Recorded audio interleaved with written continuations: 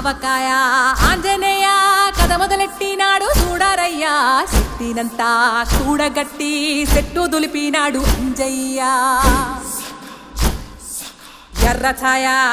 ఛాయ కోతి అవతార వెంటమాయ కత్తి సేత పట్టకుండా కాయ కోసినాడు కపిలయ్య